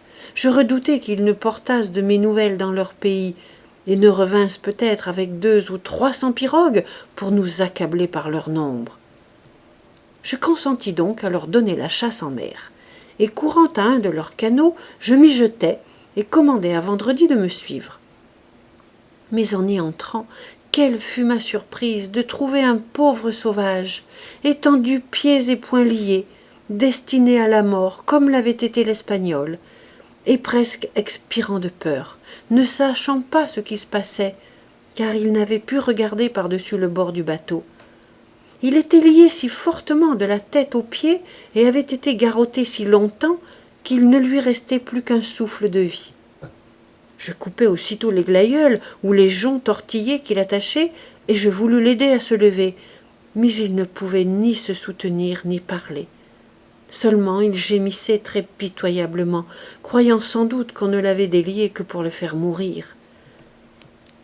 Lorsque Vendredi se fut approché de lui, je le priai de lui parler et de l'assurer de sa délivrance. Puis, tirant ma bouteille, je fis donner une goutte de rhum à ce pauvre malheureux. Ce qui, avec la nouvelle de son salut, le ranima, et il s'assit dans le bateau. Mais quand Vendredi vint à l'entendre parler et à le regarder en face, ce fut un spectacle à attendrir jusqu'aux larmes, de le voir baiser, embrasser et étreindre ce sauvage, de le voir pleurer, rire, crier, sauter alentour, danser, chanter, puis pleurer encore, se tordre les mains, se frapper la tête et la face, puis chanter et sauter encore alentour comme un insensé. Il se passa un long temps avant que je pusse lui arracher une parole et lui faire dire ce dont il s'agissait. Mais quand il fut un peu revenu à lui-même, il s'écria « C'est mon père !» Il m'est difficile d'exprimer combien je fus ému des transports de joie et d'amour filial qui agitèrent ce pauvre sauvage, à la vue de son père, délivré de la mort. Je ne puis vraiment décrire la moitié de ces extravagances de tendresse. Il se jeta dans la pirogue et en ressortit je ne sais combien de fois. Quand il y entrait, il s'asseyait auprès de son père, il se découvrait la poitrine, et pour le ranimer, il lui tenait la tête appuyée contre son sein des demi-heures entières.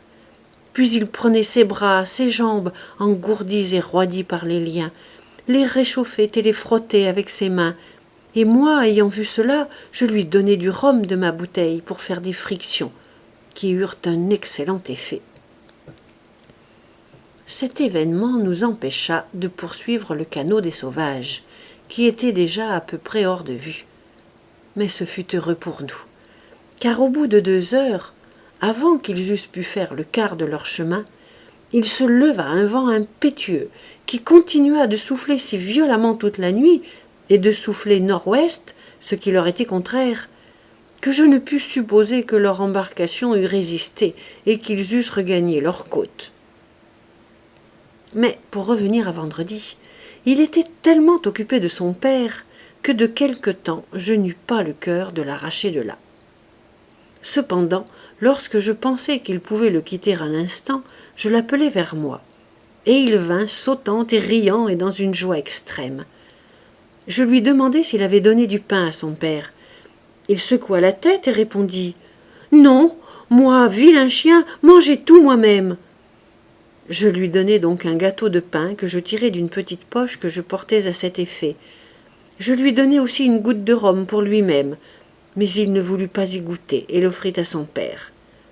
J'avais encore dans ma pochette 2 ou 3 grappes de mes raisins. Je lui en donnai de même une poignée pour son père.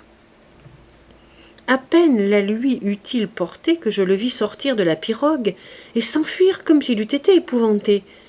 Il courait avec une telle vélocité, car c'était le garçon le plus agile de ses pieds que j'ai jamais vu. Il courait avec une telle vélocité, dis-je, qu'en quelque sorte je le perdis de vue en un instant. J'eus beau l'appeler et crier après lui, ce fut inutile. Il fila son chemin, et un quart d'heure après, je le vis revenir, mais avec moins de vitesse qu'il ne s'en était allé. Quand il s'approcha, je m'aperçus qu'il avait ralenti son pas, parce qu'il portait quelque chose à la main.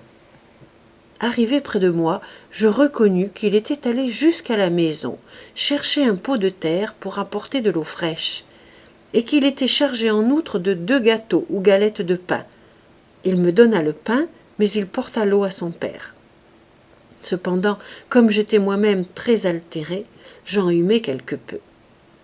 Cette eau ranima le sauvage beaucoup mieux que le rhum ou la liqueur forte que je lui avais donnée, car il se mourait de soif.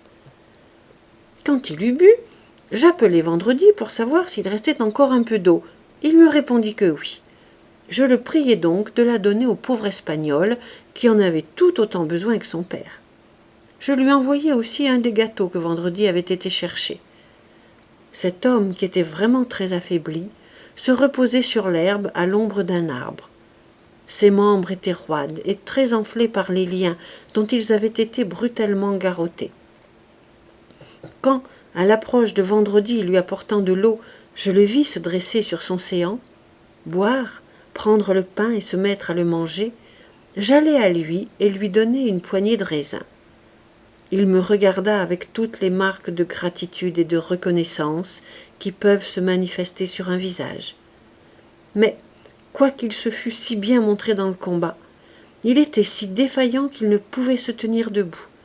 Il essaya 2 ou 3 fois, mais réellement en vain, tant ses chevilles étaient enflées et douloureuses. Je l'engageai donc à ne pas bouger, et priai Vendredi de les lui frotter et de les lui bassiner avec du rhum, comme il avait fait à son père.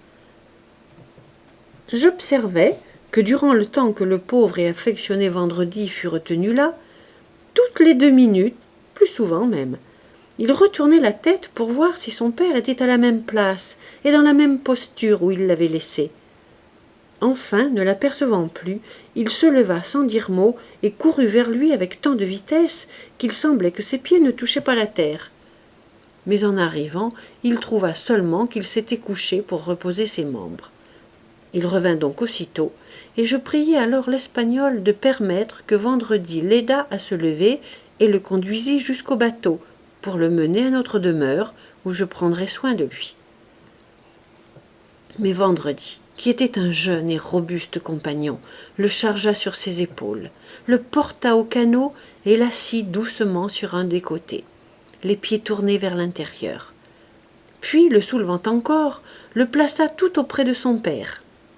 Alors il ressortit de la pirogue, la mit à la mer, et quoiqu'il fît un vent assez violent, il pagailla le long du rivage plus vite que je ne pouvais marcher. Ainsi, il les amena tous 2 en sûreté dans notre crique, et, les laissant dans la barque, il courut chercher l'autre canot. Au moment où il passait près de moi, je lui parlais et lui demandai où il allait. Il me répondit « Va chercher plus bateau ». Puis il repartit comme le vent, car assurément jamais homme ni cheval ne coururent comme lui, et il eut amené le second canot dans la crique presque aussitôt que j'y arrivai par terre. Alors il me fit passer sur l'autre rive, et alla ensuite aider nos nouveaux hôtes à sortir du bateau. Mais, une fois dehors, ils ne purent marcher ni l'un ni l'autre. Le pauvre Vendredi ne savait que faire. Pour remédier à cela, je me pris à réfléchir, et je priai Vendredi de les inviter à s'asseoir sur le bord, tandis qu'ils viendraient avec moi. J'eus bientôt fabriqué une sorte de civière où nous les plaçâmes, et sur laquelle, Vendredi et moi, nous les portâmes tous 2. Mais quand nous les eûmes apportés au pied extérieur de notre muraille ou fortification, nous retombâmes dans un pire embarras qu'auparavant, car il était impossible de les faire passer par-dessus, et j'étais résolu à ne point l'abattre. Je me remis donc à l'ouvrage, et Vendredi et moi, nous eûmes fait en 2 heures de temps environ une très jolie tente avec de vieilles voiles, recouvertes de branches d'arbres et dressées sur l'esplanade, entre notre retranchement extérieur et le bocage que j'avais planté. Là, nous leur fîmes 2 lits de ce que je me trouvais avoir, c'est-à-dire de bonnes pailles de riz avec des couvertures jetées dessus, l'une pour se coucher et l'autre pour se couvrir. Mon île était alors peuplée. Je me croyais très riche en sujets. Et il me vint, et je fis souvent l'agréable réflexion, que je ressemblais à un roi. Premièrement, tout le pays était ma propriété absolue, de sorte que j'avais un droit indubitable de domination. Secondement, mon peuple était complètement soumis. J'étais souverain seigneur et législateur. Tous me devaient la vie, et tous étaient prêts à mourir pour moi si besoin était. Chose surtout remarquable, je n'avais que 3 sujets, et ils étaient de 3 religions différentes. Mon serviteur vendredi était protestant, son père était idolâtre et cannibale, et l'Espagnol était papiste. Toutefois, soit dit en passant, j'accordais la liberté de conscience dans toute l'étendue de mes états. Sitôt que j'eus mis en lieu de sûreté mes 2 pauvres prisonniers délivrés, que je leur eus donné un abri et une place pour se reposer, je songeai à faire quelques provisions pour eux. J'ordonnai d'abord à vendredi de prendre dans mon troupeau particulier une bique ou un cabri d'1 an pour le tuer. J'en coupai ensuite le quartier de derrière que je mis en petits morceaux. Je chargeai vendredi de le faire bouillir et étuver, et il leur prépara, je vous assure, un fort bon service de viande et de consommé. J'avais mis aussi un peu d'orge et de riz dans le bouillon. Comme j'avais fait cuire cela dehors, car jamais je n'allumais de feu dans l'intérieur de mon retranchement, je portai le tout dans la nouvelle tente, et là, ayant dressé une table pour mes hôtes, j'y pris place moi-même auprès d'eux, et je partageai leur dîner. Je les encourageai et les réconfortai de mon mieux, vendredi me servant d'interprète auprès de son père, et même auprès de l'Espagnol, qui parlait assez bien la langue des sauvages. Après que nous eûmes dîné, ou plutôt soupé, j'ordonnai à vendredi de prendre un des canots et d'aller chercher nos mousquets et autres armes à feu que, faute de temps, nous avions laissés sur le champ de bataille. Le lendemain, je lui donnai ordre d'aller ensevelir les cadavres des sauvages, qui, laissés au soleil, auraient bientôt répandu l'infection.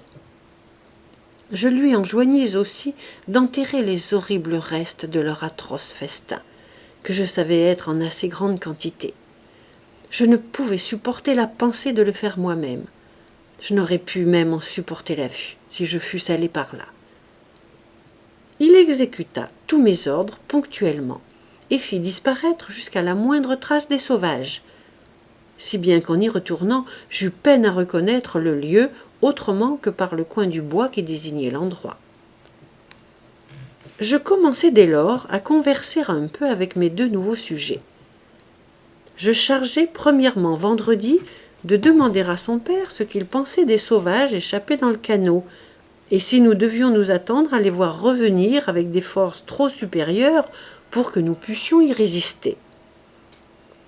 Sa première opinion fut qu'ils n'avaient pu surmonter la tempête qui avait soufflé toute la nuit de leur fuite, qu'ils avaient dû nécessairement être submergés ou entraînés au sud vers certains rivages, où il était aussi sûr qu'ils avaient été dévorés qu'il était sûr qu'ils avaient péri s'ils avaient fait naufrage.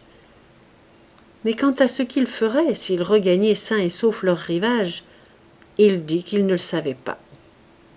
Mais son opinion était qu'ils avaient été si effroyablement épouvantés de la manière dont nous les avions attaqués, du bruit et du feu de nos armes, qu'ils raconteraient à leur nation que leurs compagnons avaient tous été tués par le tonnerre et les éclairs, et non par la main des hommes, et que les 2 êtres qui leur étaient apparus, c'est-à-dire vendredi et moi, étaient 2 esprits célestes ou 2 furies descendues sur terre pour les détruire, mais non des hommes armés. Il était porté à croire cela, disait-il, parce qu'il les avait entendus se crier de l'un à l'autre dans leur langage, qu'il ne pouvait pas concevoir qu'un homme pût darder feu, parler tonnerre et tuer à une grande distance sans lever seulement la main. Et ce vieux sauvage avait raison, car depuis lors, comme je l'appris ensuite et d'autre part, les sauvages de cette nation ne tentèrent plus de descendre dans l'île. Ils avaient été si épouvantés par les récits de ces 4 hommes, qui, à ce qu'il paraît, étaient échappés à la mer, qu'ils s'étaient persuadés que quiconque aborderait à cette île enchantée serait détruit par le feu des dieux. Toutefois, ignorant cela, je fus pendant assez longtemps dans de continuelles appréhensions, et me tins sans cesse sur mes gardes, moi et toute mon armée. Comme alors nous étions 4, je me serais, en rase campagne, bravement aventuré contre une centaine de ces barbares. Cependant, un certain laps de temps s'étant écoulé sans qu'aucun canot reparût, ma crainte de leur venue se dissipa, et je commençai à me remettre en tête mes premières idées de voyage à la terre ferme. le père de Vendredi, m'assurant que je pouvais compter sur les bons traitements qu'à sa considération je recevrais de sa nation si j'y allais. Mais je différai un peu mon projet quand j'eus eu une conversation sérieuse avec l'Espagnol, et que j'eus acquis la certitude qu'il y avait encore 16 de ses camarades, tant espagnols que portugais, qui, ayant fait naufrage et s'étant sauvés sur cette côte, y vivaient, à la vérité, en paix avec les sauvages, mais en fort mauvaise passe quant à leur nécessaire, et en fait quant à leur existence.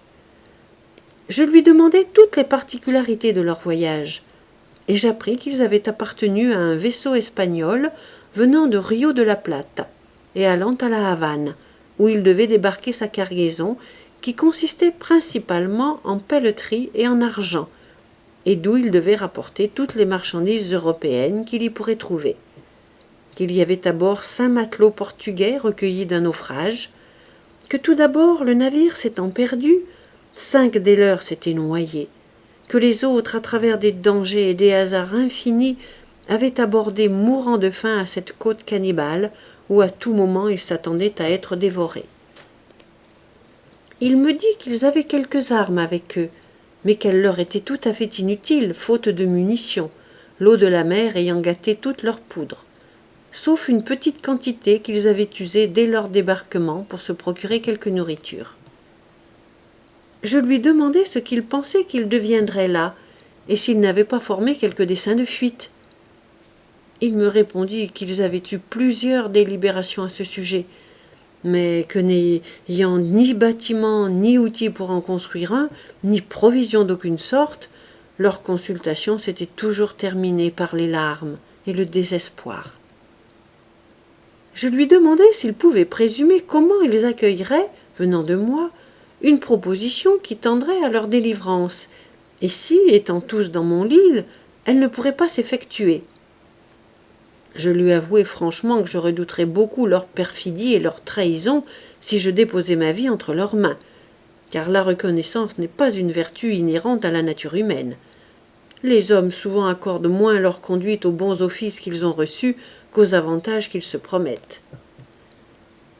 Ce serait une chose bien dure pour moi, continuai-je, si j'étais l'instrument de leur délivrance, et qu'ils me fissent ensuite leur prisonnier dans la Nouvelle-Espagne, où un Anglais peut avoir l'assurance d'être sacrifié, quelle que soit la nécessité ou quel que soit l'accident qui l'y ait amené. J'aimerais mieux être livré aux sauvages et dévoré vivant que de tomber entre les griffes impitoyables des prêtres et d'être traîné devant l'Inquisition. J'ajoutais qu'à part cette appréhension, j'étais persuadé, s'ils étaient tous dans mon île, que nous pourrions à l'aide de tant de bras construire une embarcation assez grande pour nous transporter soit au Brésil du côté du sud, soit aux îles ou à la côte espagnole vers le nord. Mais que, si en récompense, lorsque je leur aurais mis les armes à la main, ils me traduisaient de force dans leur patrie, je serais mal payé de mes bontés pour eux, et j'aurais fait mon sort pire qu'il n'était auparavant.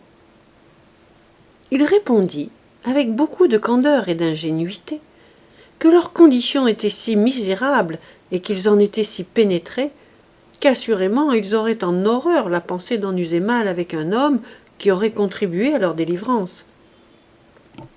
Qu'après tout, si je voulais, il irait vers eux avec le vieux sauvage, s'entretiendrait de tout cela et reviendrait m'apporter leur réponse, mais qu'il n'entrerait en traité avec eux que sous le serment solennel qu'il reconnaîtrait entièrement mon autorité comme chef et capitaine, et qu'il leur ferait jurer sur les saints sacrements et l'Évangile d'être loyaux avec moi, d'aller en tel pays chrétien qu'il me conviendrait, et nulle autre part, et d'être soumis totalement et absolument à mes ordres, jusqu'à ce qu'ils eussent débarqué sains et saufs dans n'importe quelle contrée je voudrais. Enfin qu'à cet effet, ils m'apporteraient un contrat dressé par eux et signé de leurs mains. Puis il me dit qu'il voulait d'abord jurer lui-même de ne jamais se séparer de moi tant qu'il vivrait, à moins que je ne lui en donnasse l'ordre, et de verser à mon côté jusqu'à la dernière goutte de son sang, s'il arrivait que ses compatriotes violassent en rien leur foi. Il m'assura qu'ils étaient tous des hommes très francs et très honnêtes, qu'ils étaient dans la plus grande détresse imaginable, dénués d'armes et d'habits, et n'ayant d'autre nourriture que celle qui tenait de la pitié et de la discrétion des sauvages, qu'ils avaient perdu tout espoir de retourner jamais dans leur patrie, et qu'il était sûr, si j'entreprenais de les secourir, qu'ils voudraient vivre et mourir pour moi.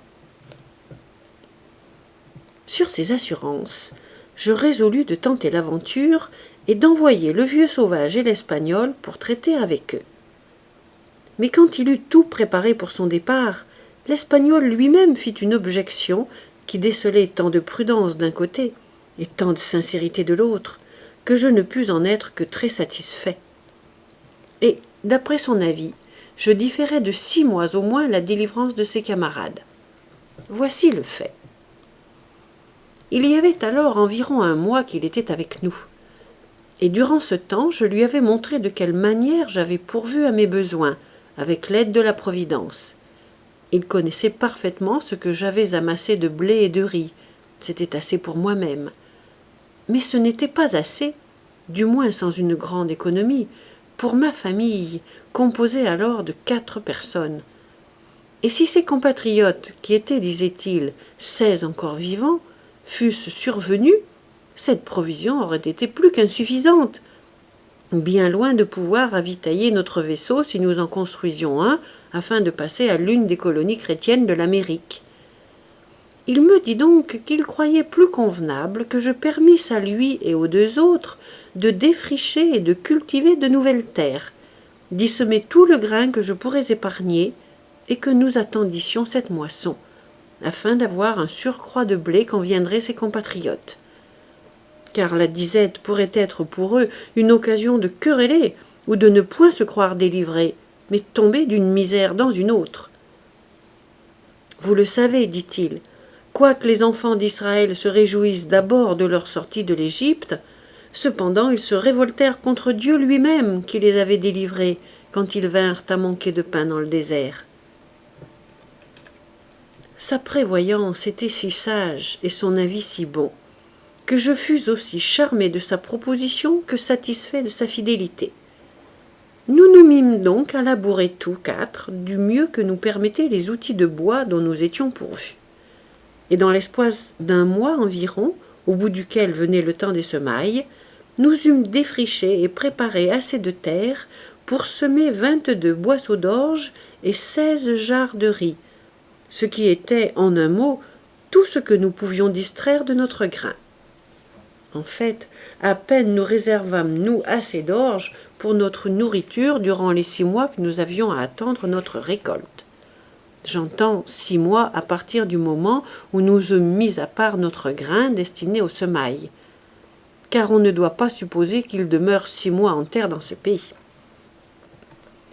Étant alors en assez nombreuses sociétés pour ne point redouter les sauvages, à moins qu'ils ne vinssent en foule, nous allions librement dans toute l'île, partout où nous en avions l'occasion.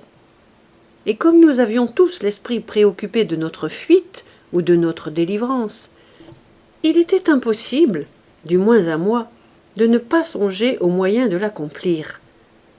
Dans cette vue, je marquai plusieurs arbres qui me paraissaient propres à notre travail.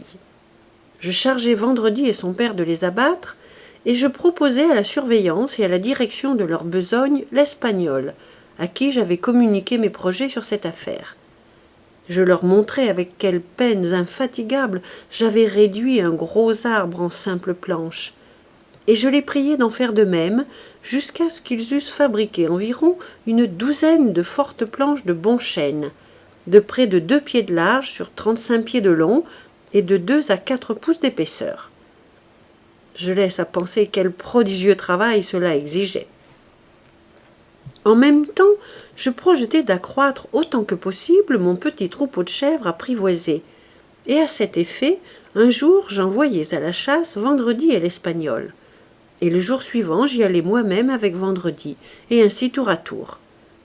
De cette manière, nous attrapâmes une 20aine de jeunes chevreaux pour les élever avec les autres, car toutes les fois que nous tirions sur une mère, nous sauvions les cabris et nous les joignions à notre troupeau.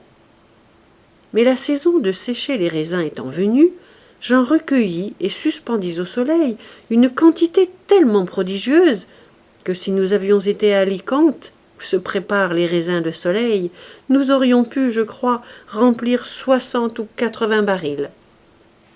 Ces raisins faisaient avec notre pain une grande partie de notre nourriture, et un fort bon aliment, je vous assure, excessivement succulent.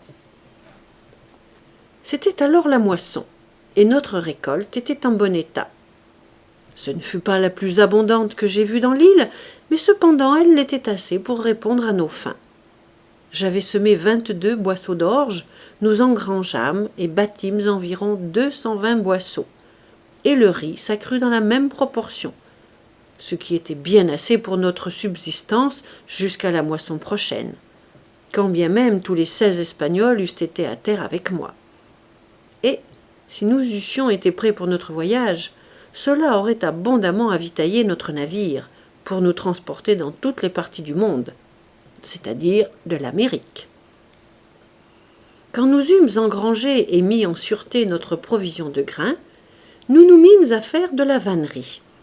J'entends de grandes corbeilles dans lesquelles nous la conservâmes. L'Espagnol était très habile et très adroit à cela, et souvent il me blâmait de ce que je n'employais pas cette sorte d'ouvrage comme clôture, mais je n'en voyais pas la nécessité. Ayant alors un grand surcroît de vivres pour tous les autres que j'attendais, je permis à l'Espagnol de passer en terre ferme afin de voir ce qu'il pourrait négocier avec les compagnons qu'il y avait laissés derrière lui. Je lui donnai un ordre formel de ne ramener avec lui aucun homme qui n'eût d'abord juré en sa présence et en celle du vieux sauvage que jamais il n'offenserait, combattrait ou attaquerait la personne qu'il trouverait dans l'île, personne assez bonne pour envoyer vers eux travailler à leur délivrance, mais qu'il la soutiendrait et la défendrait contre tout attentat semblable, et que partout où ils iraient, se soumettraient sans réserve à son commandement.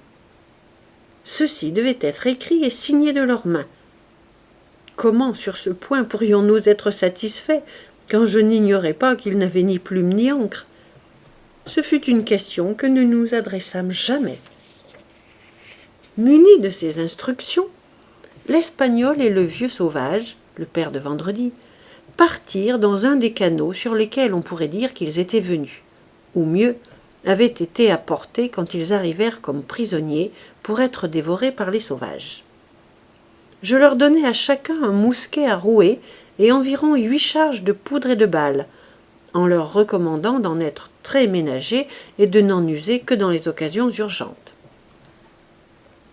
Tout ceci fut une agréable besogne, car c'étaient les premières mesures que je prenais en vue de ma délivrance depuis 27 ans et quelques jours. Je leur donnai une provision de pain et de raisins secs suffisante pour eux-mêmes pendant plusieurs jours, et pour leurs compatriotes pendant une 8aine environ. Puis je les laissai partir, leur souhaitant un bon voyage, et convenant avec eux qu'à leur retour, ils déploieraient certains signaux par lesquels, quand ils reviendraient, je les reconnaîtrais de loin, avant qu'ils n'atteignissent au rivage. Ils s'éloignèrent avec une brise favorable, le jour où la lune était dans son plein, et, selon mon calcul, dans le mois d'octobre. Quant au compte exact des jours, après que je l'eus perdu une fois, je ne pus jamais le retrouver. Je n'avais pas même gardé assez ponctuellement le chiffre des années pour être sûr qu'il était juste. Cependant, quand plus tard je vérifiai mon calcul, je reconnus que j'avais tenu un compte fidèle des années.